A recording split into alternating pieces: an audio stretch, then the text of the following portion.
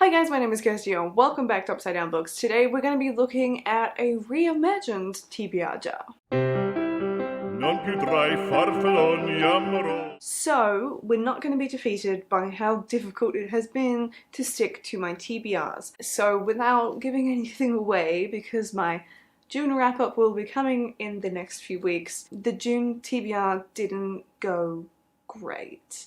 I did not read as many of that TBR as I wanted to, despite the fact that I was really excited for quite a few of those books, because I was getting really distracted by other books that I was still feeling pressured to get around to as well. So I've sat down to try and workshop it and work out what is going wrong. So this is just going to be a really long game this year of me trying and failing and working out what is going to be the best solution to this TBR jar gig, because I think it's really fun and I enjoy doing it.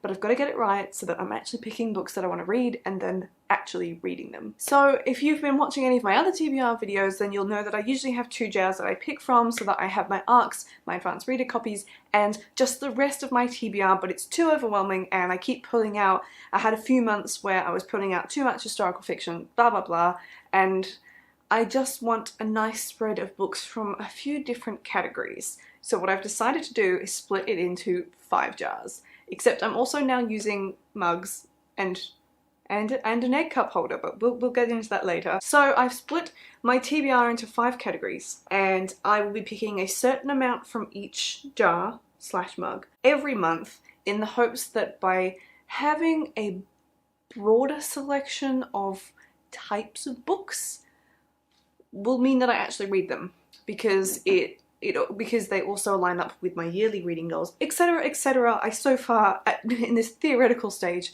think this sounds like a great idea. So let's just get into what they are. I'm going to start with some of the more specific jars and then we'll make our way up to some of the other ones, which will make more sense knowing what's in some of the smaller ones. So my smallest one is this tiny egg cup holder. Now I'm not convinced this was the best idea I've ever had. I think I'm going to end up spilling more than I pick, but basically this one is my presents jar. So one of my goals that I have set myself for the last couple of years, which I try to keep to and feel really pressured by, in like an exciting way, not a bad way, is to get to presents, gifts, and other book recommendations given to me, well, specifically presents from Christmas and my birthday, because people usually give me books for Christmas and my birthday. My aim is to try and have all of those books read by the next Christmas or the next birthday. So I'm definitely encouraged by the fact that I could fit all of the books I still need to read into one little itty bitty egg cup holder, even if it was an impractical decision. But so there's not too many books from this one. So if I'm looking at the books that I keep getting most distracted by and deviating from my TBR jar for, it is these books, because otherwise I get overwhelmed trying to get through 5 or 6 random books from my TBR, and they're not new books that I've got, and they're not the books that people have given to me who are then also asking if I've enjoyed it, and it's like, it's been months and I still haven't got around to it. So what I've done is I've made like a little flowchart of how many books I'm going to be picking from each jar. So for my presents jar,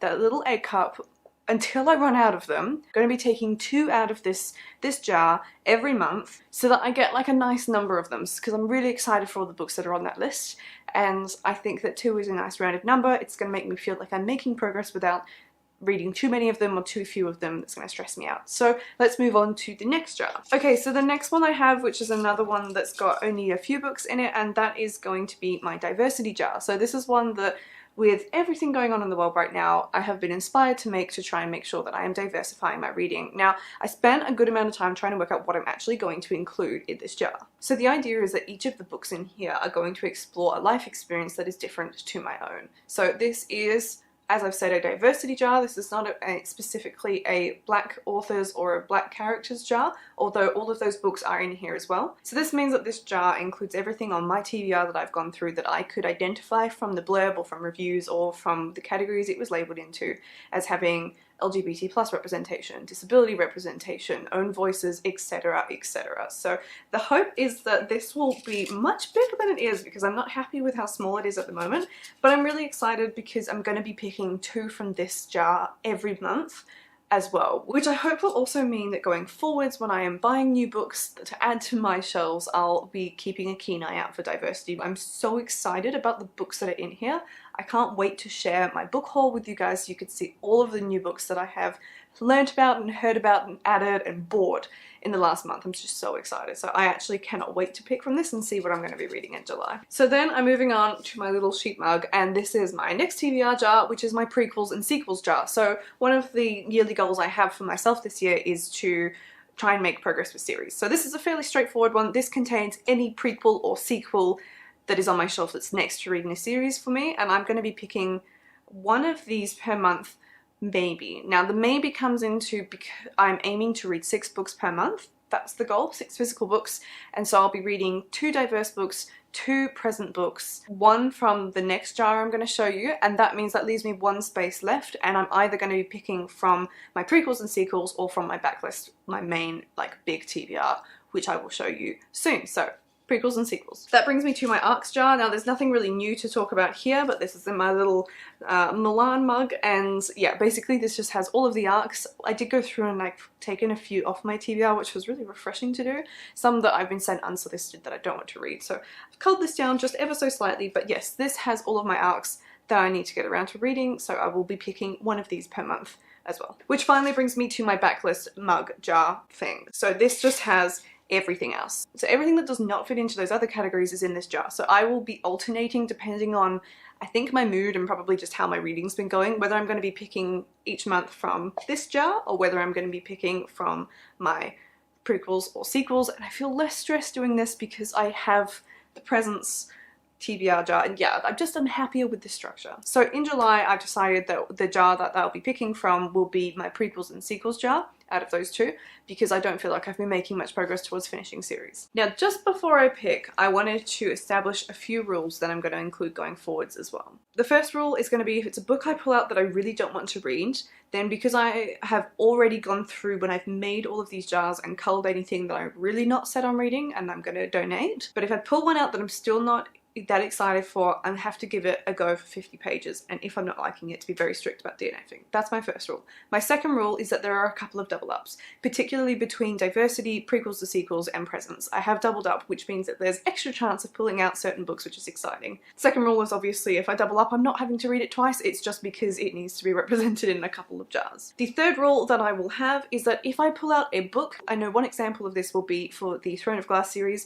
If it's a book in the series that I'm not up to yet, there's not many I've included on my TBR. I'm usually pretty strict about only having the next book that I have to read, but there's a couple of exceptions. So if I pull out that book and I'm not up to that one in the series, then I just have to read the next one. So let's start by picking out my prequels and sequels for July.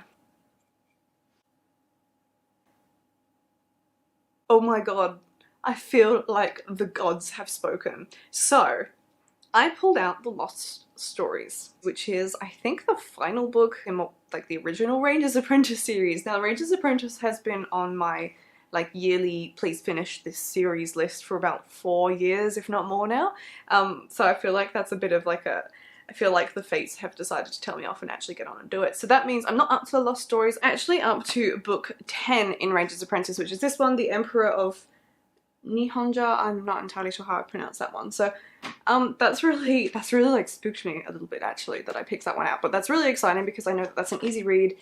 I might just have to refresh myself what happened in book 9, but oh my goodness, I can't believe that happened. The TBR jar is providing. Now, I'm actually not going to pick from my ARCs jar this month because, spoiler alert, I didn't actually get around to either of the ARCs I pulled out in June, and I really want to read The Clergyman's Wife, so I'm going to roll this one over. I'm really hoping I'll have a miracle reading month because there's actually so many ARCs that I'm desperate to get around to. But yes, for my ARCs for July, I will be reading The Clergyman's Wife. Let's pull from the diversity jar. Now, once again, obviously I've done a pretty bad job of reading the right books in June.